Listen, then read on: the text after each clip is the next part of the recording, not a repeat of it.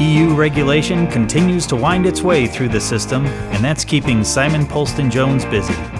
As Chief Executive of FIA Europe, he's making his way through the EU's 845-page consultation document, which contains 860-plus questions for the industry. John Lothian News spoke with him about what's in it and what it means for the industry.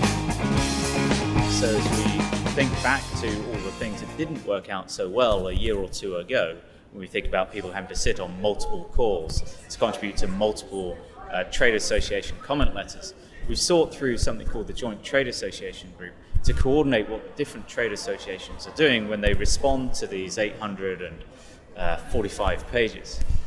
So we are taking the lead in 4 of the areas in MiFID II, which is commodities, with transaction reporting, open access, and derivatives. There are other areas of MiFID II we care about, like pre- and post-trade transparency, algo and high-frequency trading, investor protection, market infrastructure, for example.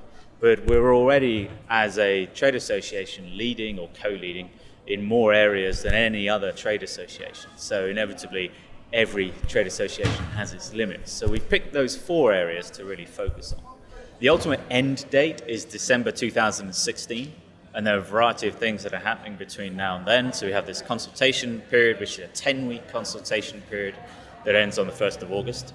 We will then have some further draft regulatory technical standards towards in the 4th quarter of this year. We'll then have further technical standards in Q2, it's anticipated, next year. And then it's really getting into, well, this stuff is locked down at level 2, so we have the detail.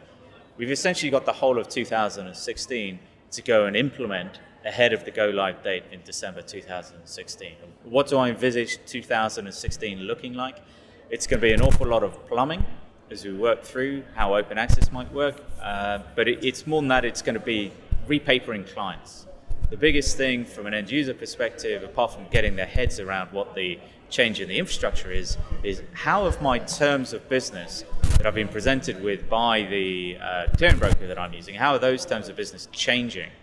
And how are they being updated to reflect not only MiFID II, but EMIR historically, and the fact that futures and cleared swaps are getting closer together?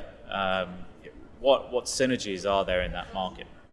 Perhaps the biggest challenge that I'm most worried about is indirect clearing under EMIR. So this idea that if you're not a client of a clearing broker, but you've still got a mandatory obligation to clear that trade next year, then if you're not going through the clearing broker, you're going through the clearing broker's client as an indirect client of the clearing broker.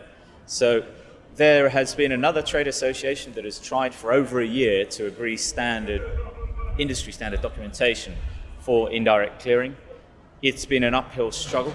It's definitely not there yet. We are joining with them to help work through the challenges in the cleared swap space and also build on that with exchange-traded derivatives, because MiFID II brings in indirect clearing for exchange-traded derivatives too.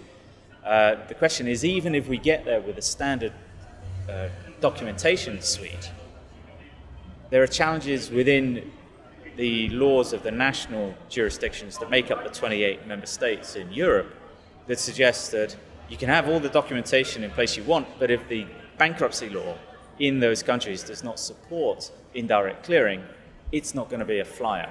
So we need to work with the regulators and the lawmakers in those countries to work out how we're going to get there in time for the mandatory clearing obligation going live at the end of the year. And frankly, my fear is they're not going to get there in time, and that will just continue the chain of obligations going live, and there needing to be a period where people just accept that there is non-compliance and that the industry is using its best efforts to get compliant with the rules that have been laid out.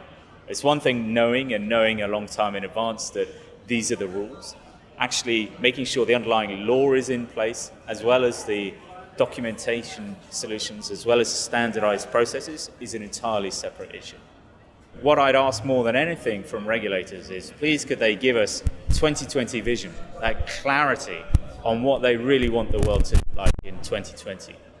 And everything we do between now and 2020 really should be expressed in a way of saying, This is the jigsaw piece that goes into that 2020 jigsaw.